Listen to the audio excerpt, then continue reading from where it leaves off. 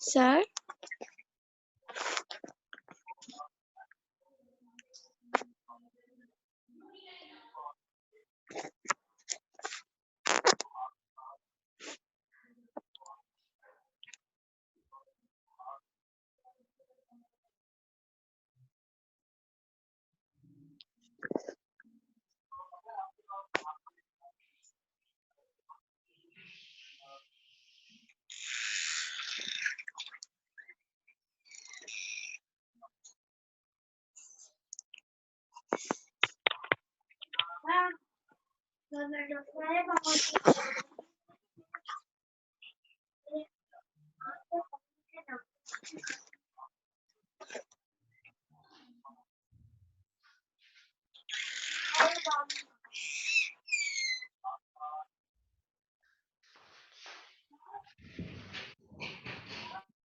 जी start करें।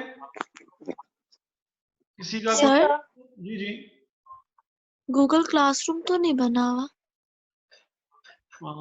मैंने बनाया हुआ है, मैं आपको उसका कोड भी दे देता हूँ और मैं उसमें आपको ऐड भी कर लूंगा आज।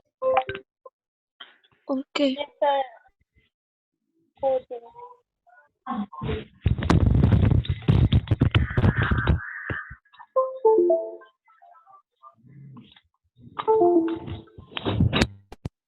अच्छा हम करते हैं स्टार्ट।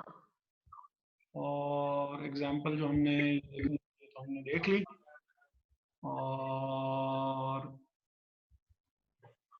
अच्छा, अब इसमें कैश जनरेटिंग यूनिट के ऊपर हमने लास्ट टाइम भी बात की थी कि as per the definition cash generating unit, ये एक मिनट सॉरी,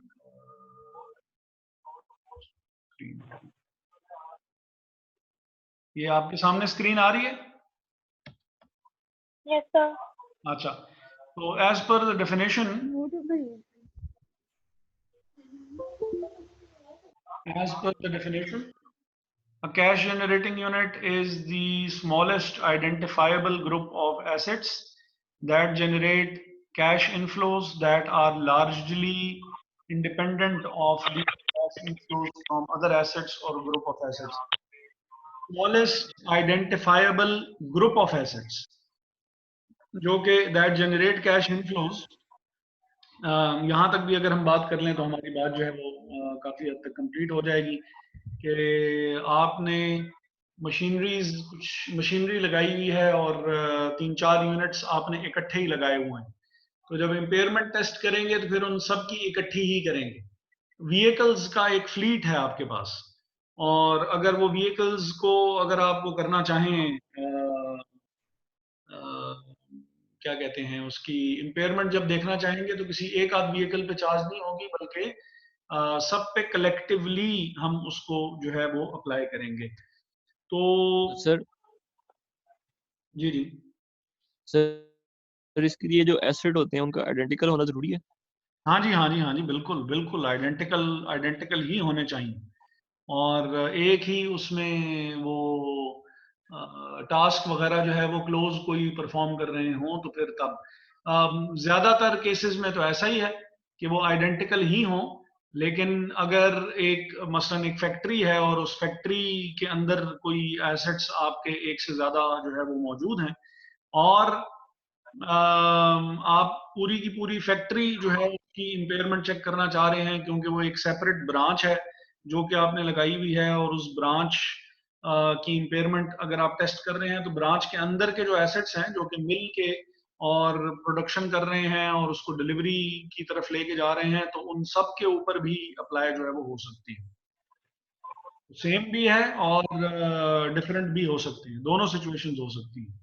जैसे फैक्ट्री की मैंने आपको example they the, fleet of vehicles की भी एग्जांपल हो सकती है कि उन सब के ऊपर भी कर सकते हैं। और हम ये भी देख सकते हैं कि भाई फैक्ट्री एज अ होल जो ब्रांच है हमारी एक अलहदा से, उसकी भी अगर आप देखना चाहें तो बिल्कुल देखी जा सकती है। सर तो जब नॉन नॉन आइडेंटिकल होंगे, यानी कि जब आइडेंटिकल एसेट्स नहीं होंगे, तो उसके लिए तो फिर कंपनी हमें स्पेसिफाई करेगी, जो मैनेजमेंट है। हाँ जी, हाँ जी, हाँ जी, कि हम इसका अगर वो जो है वो स्पेसिफाई, यस सर। इम्पेयरमेंट जो है वो हम देखना चाह रहे हैं, इस ब्रांच पे इम्पेयरमेंट चार्ज की जाए या ना चार्ज की जाए, factory as a yes whole sir. पे इम्पेयरमेंट चार्ज की जाए या ना चार्ज की जाए। अब उसके रूल्स क्या होंगे, वो रूल्स के लिए ये स्लाइड आपके सामने जो मैंने शेयर की हुई है, ये रात को मैंने स्लाइड्स भी शेयर करनी थी आप लोगों के साथ, और इन्वेंट्री के कोई 5-6 लेक्चर्स हैं वो भी मैंने आपके साथ जो है वो उधर उस पे ग्रुप में शेयर कर दिए हैं। तो वो अगर आप देखना चाहें, जो क्वेश्चंस हैं जिसके ऊपर वो लेक्चर्स बेस करते हैं, वो आपको जो मैंने बुक फॉरवर्ड की हुई है, वो क्वेश्चंस आप लोगों के पास भी हैं। तो अगर आप को ये परेशानी हो कि ये पता नहीं कौन से क्वेश्चंस होंगे जो कि जिनके ऊपर लेक्चर्स जो हैं वो दिए गए हैं, तो वो आप अपनी बुक के इन्वेंट्री के चैप्टर में जाएंगे तो वहां पे आपको क्वेश्चंस सेम लिस्ट और सेम क्वेश्चंस वहां पे भी मिलेंगे। ठीक है। Okay sir. और ये स्लाइड्स वगैरह जितनी भी हमने पहले पढ़ी हुई हैं या जो अभी पढ़ रहे हैं या एक आध दो लेक्चर आगे जो हमने पढ़ना है, वो चीज भी आपके साथ मैंने शेयर की हुई है वहां पे।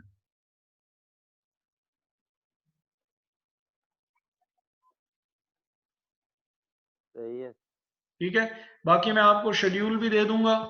अभी इस मंथ में 2 वीक्स रह गए हैं, तो इन 2 वीक्स में 2 क्विज आपके होंगे और 2 आपकी असाइनमेंट्स होंगी। क्विज की डेट भी मैं आपको पहले से बता दूंगा, असाइनमेंट्स की डेट भी मैं आपको पहले से ही बता दूंगा। और जो मसलन एक क्विज मैंने लेना है 18th को, जो कि परसों जो क्लास है उसमें, और एक क्विज जो है वो फिर होगा 23rd को, जो कि हमारी रेगुलर क्लास हो रही होगी। टॉपिक्स क्या होंगे वो भी आपको पहले से ही बता दूंगा कि किस टॉपिक का किस दिन जो है वो क्विज होगा। असाइनमेंट जो है वो एक मैंने आज अपलोड कर देनी है, 3 से 4 क्वेश्चंस होंगे, और वो 3 से 4 क्वेश्चंस जो हैं वो किसी एक पर्टिकुलर टॉपिक से रिलेटेड होंगे। वो 3 से 4 क्वेश्चंस आप सॉल्व करके और फिर उसको अपलोड कर दीजिएगा, तो एक असाइनमेंट तो आज ही मिल जाएगी आपको। एक असाइनमेंट का फिर शेड्यूल मैं भी देखता हूँ कि वो फिर मैं आपको कब दूं। लेकिन असाइनमेंट्स इसी तरह 3-3, 4-4 मैक्सिमम, या बहुत ज्यादा हो गया तो 5 क्वेश्चंस के ऊपर जो है वो बेस करती होंगी। लेकिन 3 से 5 क्वेश्चंस की एक असाइनमेंट आपको रेगुलर बेसिस पे अब जो है वो मैं देता रहूंगा। और क्विजेज वगैरह जो होंगे वो पहले से अनाउंस्ड होंगे, टॉपिक भी और क्विज भी। तो डेट किस डेट को क्या टॉपिक होगा और जो चीजें हमने क्लास में डिस्कस की भी होंगी, मोस्ट लाइकली उन्हीं में से ही जो है वो हम क्विज लिया करेंगे। खैर, बात को आगे बढ़ाते हैं। कैश जनरेटिंग यूनिट हमने ये देख लिया कि वो क्या हो सकते हैं। अच्छा जी, अच्छा, चलें, माइक अपना खुद म्यूट कर लिया करें अगर आप अकेले नहीं बैठे हुए होते हैं, ताकि सबको डिस्टरबेंस ना हो। मैं नहीं चाहता कि माइक में सबका म्यूट करूं कि जिसने जो क्वेश्चन करना हो वो बीच में खुद ही करता रहा करे, उस तरह फिर वो आपको वो करना पड़ता है, आपको भी थोड़ी सी परेशानी होती है। तो खैर, for the purpose of impairment testing, goodwill acquired in a business combination shall from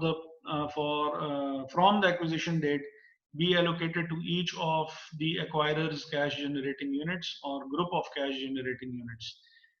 अब हमने ये बात की थी कि गुडविल जो है वो दो तरह की हो सकती है, जब हम IS 38 जो है वो डिस्कस कर रहे थे। IS 38 में हमने ये बात की थी कि जो गुडविल है वो एक तो इंटरनली जनरेटेड हो सकती है, और इंटरनली जनरेटेड गुडविल जो है उसको आप अपनी बुक्स में शो नहीं कर सकते। रिस्ट्रिक्शन है, पाबंदी है कि इंटरनली जनरेटेड गुडविल को अपनी बुक्स में शो ना किया जाए। अब इंटरनली जनरेटेड गुडविल को बुक्स में शो क्यों ना किया जाए, जो कि हमने उस वक्त भी बात डिस्कस की थी कि हर चैनल, हर जो कंपनी है वो यही कहेगी कि पाकिस्तान का, जैसे हमने बात की थी कि पाकिस्तान का सबसे बड़ा न्यूज़ चैनल, पाकिस्तान का पहला न्यूज़ चैनल, दूसरे नंबर पे कोई भी नहीं आता, सारे ही पहले नंबर पे आ रहे होते हैं। पाकिस्तान का सबसे ज़्यादा यूज़ होने वाला बिस्किट, और कोई भी जो है वो दूसरे नंबर पे नहीं होते, सारे ही पहले नंबर पे होते हैं। तो आप हमेशा अपने आप को बढ़ा चढ़ा के ही जो है वो पेश करते हैं, तो जिसकी वजह से जो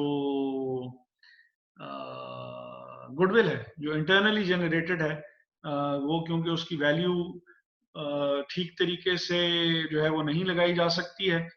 आपने जो अपनी वैल्यू लगाई हुई होगी, ऑब्वियसली वो वैल्यू जो है वो बहुत इन्फ्लेटेड होगी, तो इस वजह से वो अलाउड नहीं है कि बुक्स में शो की जाए।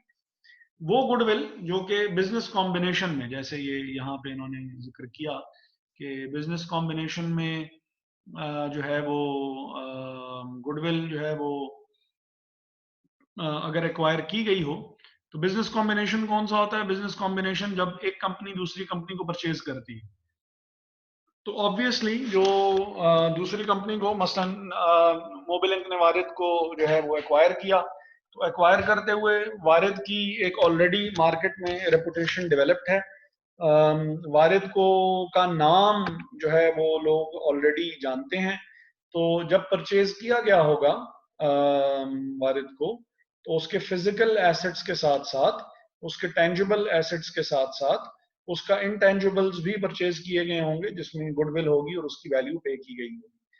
अब क्योंकि कोई दूसरा बंदा आपकी गुडविल की बाकायदा तौर पे वैल्यू लगा के आपको गुडविल के पैसे दे रहा है, तो अब ये गुडविल क्योंकि इसके पैसे दे दिए गए हैं, तो मोबिलिंक वाले क्योंकि वो गुडविल के पैसे दे चुके हैं, तो अब गुडविल की कॉस्ट कैलकुलेट करना आसान भी है, लॉजिकल भी है, हो भी सकती है। तो अब गुडविल जो है वो आपकी बैलेंस शीट पे, मोबिलिंक की बैलेंस शीट पे अपीयर होनी शुरू हो जाएगी, क्योंकि उन्होंने इस गुडविल के अगेंस्ट एक कंपनी को बाकायदा तौर पे पैसे दिए हैं, और कॉस्ट होती भी यही है कि वो वैल्यू जो कि आपने किसी एसेट को एक्वायर करते हुए किसी को पे की हो। तो यहाँ पे वो ये कह रहे हैं, यही बात कर रहे हैं कि वो जो गुडविल है, वो भी जो ऐसी गुडविल जो कि बिजनेस कॉम्बिनेशन में एक्वायर की गई हो, उसको कैश जनरेटिंग यूनिट को एलोकेट किया जा सकता है। सपोज अगर आपके 10 कैश जनरेटिंग यूनिट्स हैं, तो गुडविल जो है will be allocated to each cash generating unit. ये जो उसने यहाँ पे भी बात की, be allocated to each of the acquirers cash generating units or groups of cash generating units। तो उसमें फिर डिवाइड कर दी जाती है, 10 फैक्ट्रीज हैं तो 10 में जो है वो आपने डिवाइड कर दी, 10 कैश जनरेटिंग यूनिट्स हैं तो 10 में हो गई, 20 हैं तो 20 में वो एलोकेट हो जाएगी। अब अगली बात जो ये की, ये बहुत ही ज्यादा इंपॉर्टेंट उसने बात की, क्योंकि न्यूमेरिकल जो भी हमने करना है वो बेस इसी के ऊपर करता है। Now if the cash generating unit got any impairment loss, then it should be allocated in the following order and manner। सबसे पहले तो जो डैमेज, अगर कोई डैमेज्ड एसेट हुआ, तो सबसे पहले तो जो इम्पेयरमेंट होती है, सबसे पहले तो इम्पेयरमेंट कैलकुलेट की जाए। इम्पेयरमेंट कैलकुलेट करने के बाद इम्पेयरमेंट कैसे कैलकुलेट करेंगे? बिल्कुल वैसे ही जैसे हमने अभी थोड़ी देर पहले इम्पेयरमेंट कैलकुलेट की है। कैश जनरेटिंग यूनिट का नाम सुन के हैरान, परेशान, कंफ्यूज नहीं होना है। कैश जनरेटिंग यूनिट को एक एसेट के तौर पे ट्रीट करना है, और जैसे आप एक सिंगल एसेट की इम्पेयरमेंट कैलकुलेट करते हैं, बिल्कुल एग्जैक्टली वैसे ही कैश जनरेटिंग यूनिट की भी इम्पेयरमेंट कैलकुलेट होती है। Total value of the total recoverable amount of the cash generating unit को ऐसे लिया जाता है जैसे वो एक सिंगल एसेट की रिकवरेबल अमाउंट हो। Total amount of the cash generating unit को total recoverable amount of the cash generating unit को बिल्कुल ऐसे कंसिडर किया जाता है जैसे ये एक सिंगल एसेट की रिकवरेबल अमाउंट हो, और उस रिकवरेबल अमाउंट को कंपेयर किया जाता है कैरिंग अमाउंट से या बुक वैल्यू से। जैसे हम एक सिंगल एसेट की बुक वैल्यू को प्रीवियस एग्जांपल में सिंगल एसेट की रिकवरेबल अमाउंट के साथ कंपेयर कर आए हैं, जैसे कि हमने इस सवाल में किया था कि हमने बुक वैल्यू को या कैरिंग अमाउंट को हमने इससे जो रिकवरेबल अमाउंट थी उसके साथ कंपेयर किया था। सेम जो है वो रूल कैश जनरेटिंग यूनिट पे भी अप्लाई होगा। फर्क सिर्फ ये होगा कि 10 एसेट्स की एक सिंगल वैल्यू बस हमने कैलकुलेट करनी होगी कैरिंग अमाउंट की, 10 एसेट्स की एक सिंगल वैल्यू हमने कैलकुलेट करनी होगी रिकवरेबल अमाउंट की, और फिर रिकवरेबल अमाउंट को जैसे पहले हम कंपेयर करते रहे हैं कैरिंग अमाउंट या बुक वैल्यू के साथ, अभी भी वही काम होगा, लेकिन टोटल अमाउंट के साथ जो है वो हमने कंपैरिजन कर लेना होगा। अब कंपैरिजन करके हमारे पास एक वैल्यू आ जाएगी इम्पेयरमेंट लॉस की। उस इम्पेयरमेंट लॉस को फिर अब एलोकेट कैसे करना है? तो इम्पेयरमेंट लॉस तो आ गई, total recoverable amount compare to the total carrying amount, उसकी हमारे पास एक अमाउंट आ गई। उस अमाउंट को अब हमने क्या किया कि हमने इन द फॉलोइंग ऑर्डर हमने उसको अप्लाई कर दिया। कैसे अप्लाई करेंगे?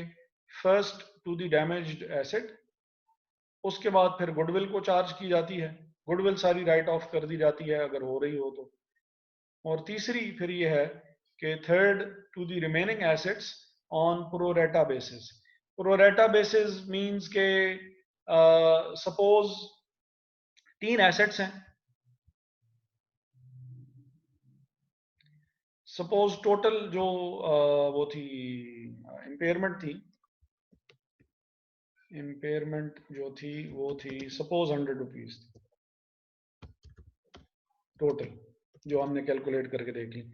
अब इसमें से जो डैमेज्ड एसेट की जो इम्पेयरमेंट थी डैमेज्ड एसेट की, सपोज के वो बिल्कुल ही अब जितनी उसकी कैरिंग अमाउंट थी वो सारी की सारी रिकवर नहीं हो सकती।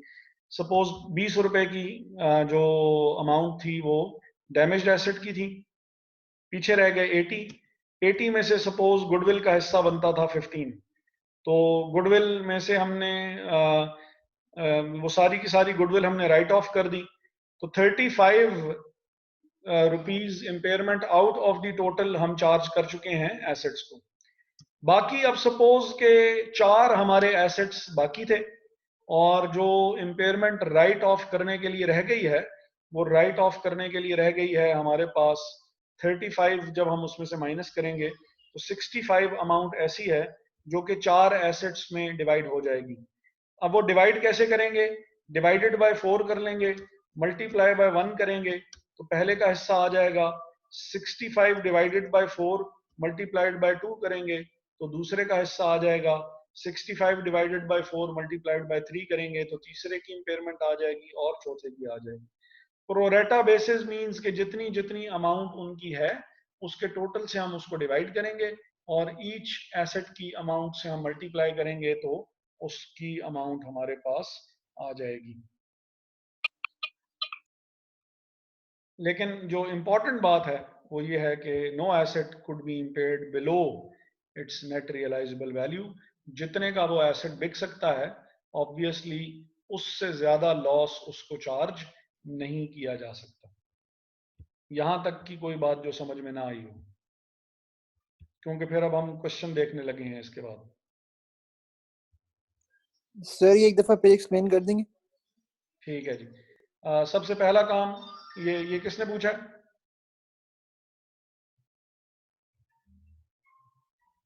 हाँ जी, सवाल किसने पूछा था?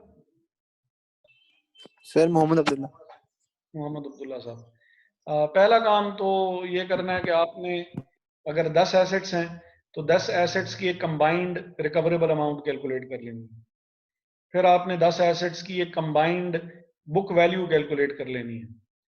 फिर आपने कंबाइंड रिकवरेबल अमाउंट को कंबाइंड बुक वैल्यू के साथ कंपेयर करना है। तो step number 1,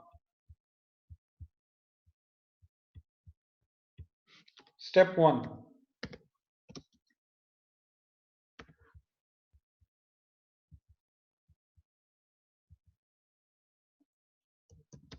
calculate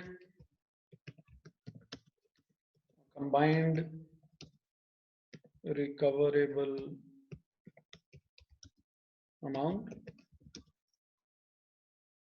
and a combined book value। ये हो गया स्टेप नंबर 1। फिर आप क्या करेंगे कि स्टेप 2,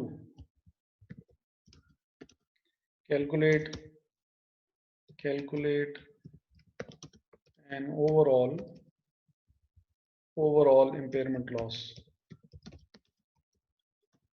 और स्टेप नंबर 3 में क्या होगा? स्टेप नंबर 3 में क्या होगा? allocate the overall impairment loss in the order mentioned in the IAS। IAS के अंदर जो ऑर्डर मेंशन्ड है, ये जो आपको नीचे ये नजर आ रहा है, इस ऑर्डर में आपने उस इम्पेयरमेंट लॉस को, जो कि आप पहले ही कैलकुलेट कर चुके हैं, उसको डिस्ट्रीब्यूट कर देना। ठीक है, एलोकेट या डिस्ट्रीब्यूट। सबसे पहले तो उसको डिस्ट्रीब्यूट होगा जो कि डैमेज हुआ है, जिसकी वजह से सारा जो है वो मामला खराब हुआ है। फिर उसके बाद जो है वो गुडविल को चार्ज की जाएगी। उसके बाद जो होगी, जो रिमेनिंग एसेट्स फिर बच जाएंगे, उनमें उनकी अमाउंट के लिहाज से हम डिस्ट्रीब्यूट कर देंगे।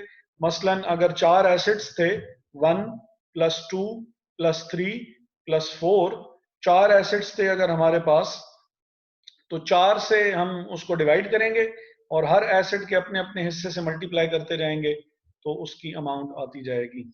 तो अगर 4 एसेट से अगर हम वो कर रहे हैं 1 + 2 + 3 + 4, तो उसकी अमाउंट बन जाएगी 10। तो 10 से उस केस में, यानी अगर प्लस कर रहे हैं हम, तो 65 को 10 से डिवाइड करेंगे, मल्टीप्लाइड बाय 1 करेंगे तो पहले का हिस्सा आ जाएगा, डिवाइडेड बाय 10 करके 2 से मल्टीप्लाई करेंगे तो दूसरे का हिस्सा आ जाएगा, 3 से करेंगे तो तीसरे का, और 4 से करेंगे तो चौथे का। ठीक है, अगर प्लस करके कर रहे हैं तो। ये क्लियर हो गया कि नहीं हुआ?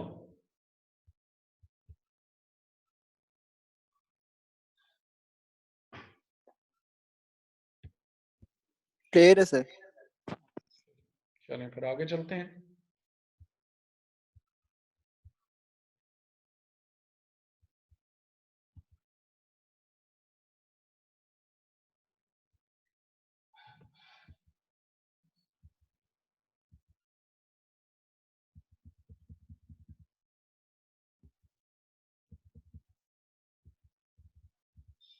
अच्छा, a company runs a unit that suffers a massive drop in income due to the failure of its technology on January 1, 2008. The following carrying amounts were recorded in the books immediately prior to impairment. किसी ने join किया? नहीं? अच्छा,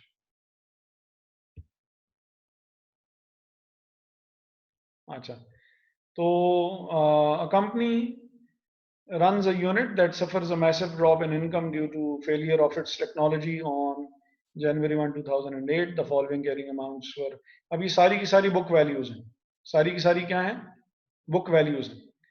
और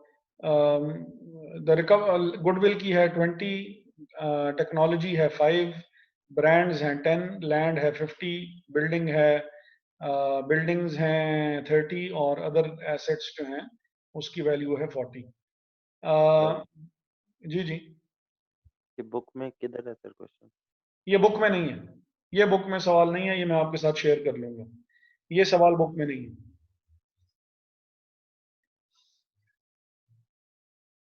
नजर तो आ रहा है ना सबके साथ, सबको शेयर तो हो रहा है? जी सर। ठीक है, ये मैं आपके साथ शेयर भी कर लूंगा। और इसी के साथ के जो कुछ क्वेश्चंस तो ऐसे हैं जो कि आपकी ये जो स्लाइड्स हैं, स्लाइड्स के एंड पे हैं, और कुछ क्वेश्चंस हैं जो कि इसके अलावा हैं, जो कि हमने पहले जब हम वो कर रहे थे, चैप्टर कर रहे थे IAS 16 वाला, तो उस वक्त हमने उसके साथ इसको भी कर लिया था। एक कुछ क्वेश्चन था जो कि मुझसे किसी ने वैसे भी पूछा था, उसकी पिक्चर शेयर की थी मेरे साथ कि सर ये वाला क्वेश्चन जो है ये हम कैसे सॉल्व करेंगे।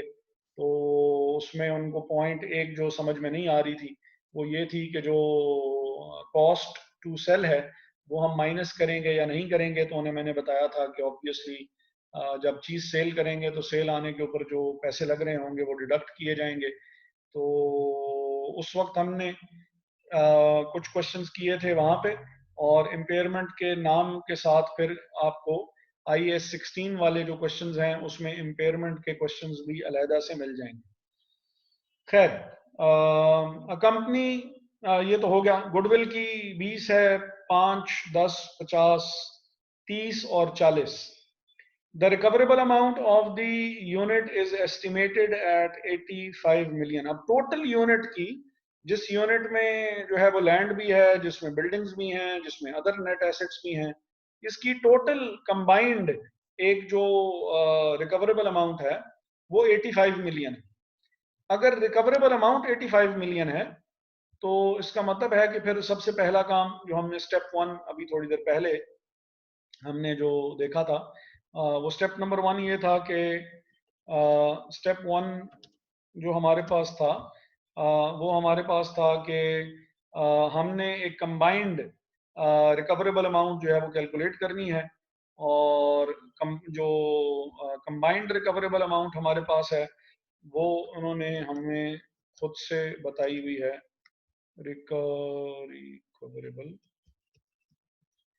रिकवरेबल अमाउंट जो हमारे पास दी हुई है वो है वो हमारे पास है 85 मिलियन। 85 मिलियन।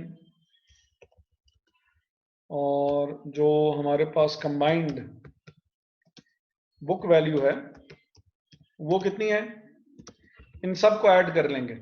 20 और 5 जो है 25 हो गए, 35 हो गए, 85 हो गए, 115 हो गए और 155 हो गई कंबाइंड बुक वैल्यू। अच्छा, फिर इसके बाद हमने जो सॉरी ये 58 नहीं है, 85। अच्छा, तो हमने सबसे पहला काम तो ये कर लिया कि हमने इसकी एक कंबाइंड हमने इम्पेयरमेंट निकाल ली, और इम्पेयरमेंट निकाल ली, और वो इम्पेयरमेंट कितनी है 155 माइनस 85, सॉरी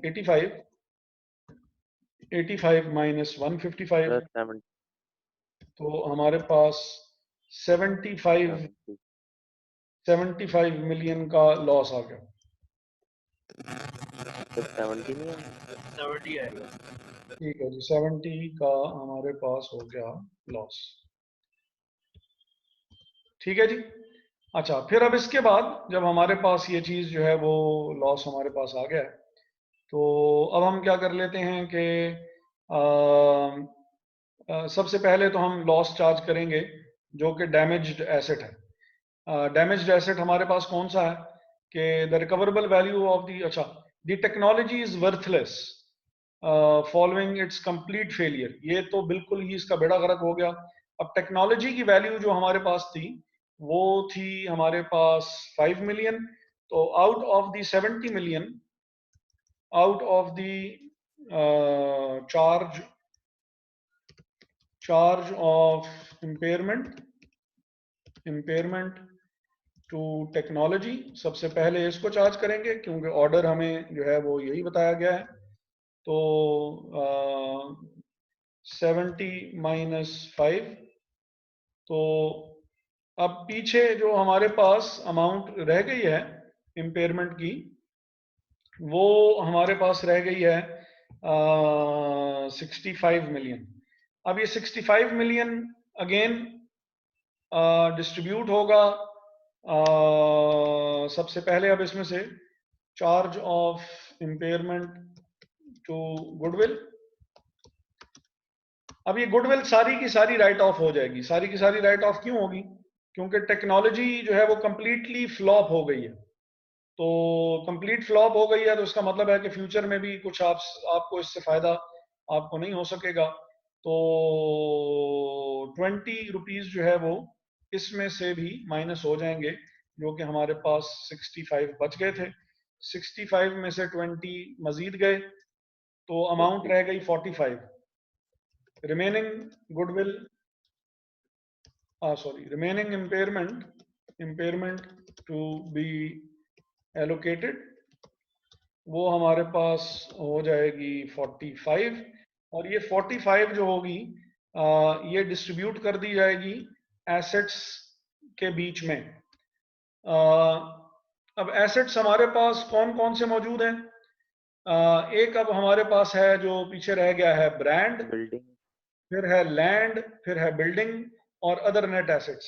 हम देखते हैं कि कोई इसके बारे में हमें कुछ मजीद भी इंफॉर्मेशन गिवन है या नहीं है। तो लास्ट वाले कॉलम में उन्होंने हमें ये बताया हुआ है कि the other net assets include inventory, receivables and payables. It is considered that the carrying amount of other net assets is a reasonable representation of its net realisable value. तो जो अदर नेट एसेट्स हैं वो सारे current assets, और current assets sir ये payable, जी जी sir ये पेएबल तो करंट एसेट तो नहीं होगा, ये क्या सीन है इसका? जी जी जो पेएबल्स का जो जैसे रिसीवेबल्स हैं, रिसीवेबल्स का डेबिट बैलेंस भी हो सकता है कि आपको आपके डेटर्स ने अमाउंट देनी है, और रिसीवेबल्स का क्रेडिट बैलेंस भी हो सकता है कि आपकी अमाउंट उल्टा नेट अमाउंट उनको ड्यू है।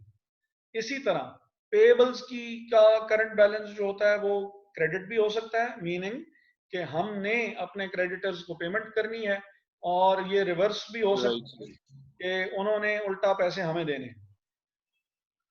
ठीक है, ठीक है सर, ये बहुत, उधर एक्स्ट्रा पैसे गया हमारे पेएबल की तरफ। हाँ अब वो टाइम असल में बहुत ही कम है, फिर लोग भागना शुरू हो जाएंगे। तो लेट मी कंप्लीट दैट, और फिर हम इसको ग्रुप में या उसमें मैं आपको वो बता भी दूंगा कि ऐसा क्यों और कब हो सकता है। लेकिन हो सकता है, एक्सट्रीम केस है। लेकिन रिसीवेबल का नॉर्मली डेबिट बैलेंस होता है, क्रेडिट भी हो सकता है। जैसे सेम बैंक का यूजुअली डेबिट बैलेंस होता है, लेकिन वो क्रेडिट बैलेंस भी हो सकता है कि अगर ओवरड्राफ्ट का केस हो जाए कि पैसे बैंक में रखवाए हुए नहीं है जितने आपने निकलवा लिए हैं, तो उसमें क्योंकि एक एक्सेप्शन इस तरह की हो सकती है, तो इनमें भी हो सकती है। क्यों कैसे वो मैं फिर आपको जरा बाद में, मेरे पास अभी 5.5 मिनट रह गए। ठीक है, ओके सर, और जरूर डिस्कस करेंगे, ना किया तो आप मुझे खुद याद दिला दीजिएगा। अच्छा, तो अब रिमेनिंग अमाउंट जो 45 है वो बिटवीन ब्रांड्स, लैंड और बिल्डिंग में डिवाइड होगी, क्योंकि करंट एसेट्स के ऊपर इम्पेयरमेंट का रूल अप्लाई नहीं होता। नंबर 1, हमने जब वो ये टॉपिक पढ़ रहे थे तो हमने इसका स्कोप जब हम डिस्कस कर रहे थे, ये मैं आपके साथ दोबारा से ये शेयर कर रहा हूं स्क्रीन। हम जब इसके स्कोप में गए थे, ऑब्जेक्टिव और स्कोप, तो ये हमने बात की थी कि ये इन्वेंट्रीज के ऊपर, आपके सामने शायद स्क्रीन आ रही हो, इन्वेंट्रीज के ऊपर तो ये अप्लाई नहीं होता, रिसीवेबल्स वगैरह के ऊपर तो ये अप्लाई नहीं होता। तो इस वजह से हम इनको, ये जो अदर एसेट्स हैं इनको हम करेंगे इग्नोर। क्या जी, कब थी है? इनको हम करेंगे इग्नोर, और क्योंकि इनके ऊपर ये अप्लाई नहीं होती है। और जो 45 रुपीज की अमाउंट रह गई थी, जो 45 की रिमेनिंग इम्पेयरमेंट रह गई थी, वो 45 की रिमेनिंग इम्पेयरमेंट जो हमारे पास रह गई थी, दैट वाज 45। ये 45 कैसे आई थी ये तो याद है ना सबको? यस सर, बस वो गुडविल वाला बता दें सर। हाँ, 20 मिलियन जो किया। गुडविल जो है वो गुडविल को चार्ज हुई थी, चार्ज फॉर गुडविल जो था।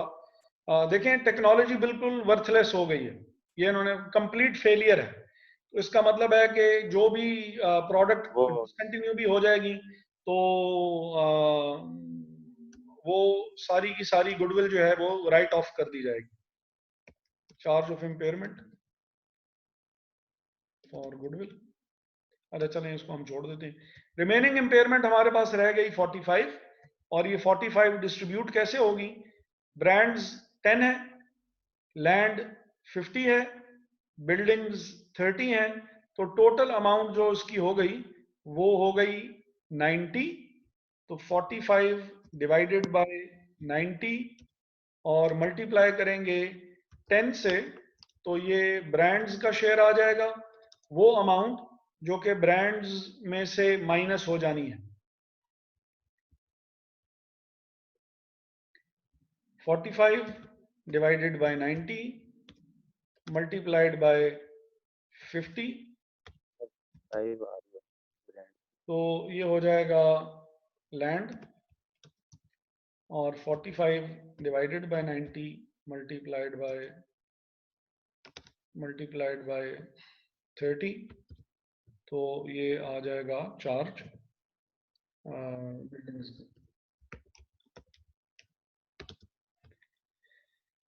तो ब्रांड्स का हिस्सा कितना आ गया? 5। 5 लैंड का हिस्सा आ गया 25, और बिल्डिंग्स का हिस्सा आ गया 15। अब नेक्स्ट स्टेप हमने करना क्या है? इम्पेयरमेंट लॉस को हम कर देंगे डेबिट। टोटल इम्पेयरमेंट लॉस 70 था। Yes sir. Yes sir. 155 minus 85, total impairment जो थी वो 70। टोटल 70। इम्पेयरमेंट जो थी वो इतनी थी। इसमें से इम्पेयरमेंट लॉस जो हो गया वो 70 हो गया। 70 को हमने डिस्ट्रीब्यूट किया सबसे पहले तो टेक्नोलॉजी में, और टेक्नोलॉजी की अमाउंट जो थी वो थी 5। फिर हमने इसको चार्ज किया गुडविल को, गुडविल। और गुडविल को जो चार्ज किया था वो हमने किया था 20। फिर हमने चार्ज किया ब्रांड को, और ब्रांड की वैल्यू हमने कम की है इम्पेयरमेंट लॉस चार्ज करके 5 रुपीज। फिर लैंड है, लैंड की वैल्यू हमने गिराई 25 से, और फिर बिल्डिंग्स हैं, और बिल्डिंग्स की वैल्यू जो हमने गिराई है वो हमने गिराई है 15 से। तो 15 और 25 40 हो गया, 40 और 10 50 हो गए, 50 और 20 70 हो गए। अब इसका इम्पैक्ट क्या होगा आपकी फाइनेंशियल स्टेटमेंट्स में? एक तो ये होगा कि impairment loss as an expense income statement में आ जाएगा, और बैलेंस शीट में इन तमाम एसेट्स की वैल्यू इतनी अमाउंट से डिक्रीज हो जाएगी। यानी गुडविल बैलेंस शीट में 20 रुपीज से लिखी हुई थी, 20 रुपीज से डिक्रीज करेंगे, गुडविल राइट ऑफ हो जाएगी। ब्रांड्स 10 रुपए के थे, 5 रुपए उसकी वैल्यू डिक्रीज हुई है इम्पेयरमेंट की वजह से, रिमेनिंग अमाउंट 5 रुपीज रह जाएगी। लैंड आपकी बैलेंस शीट में 50 पे लिखा हुआ है, इम्पेयरमेंट की वजह से 25 डिक्रीज हुई तो 25 का रह गया, और बिल्डिंग्स भी इसी तरह। अदर नेट एसेट्स को हम नहीं छेड़ेंगे क्योंकि अदर नेट एसेट्स जो हैं वो उसके ऊपर इम्पेयरमेंट जो है वो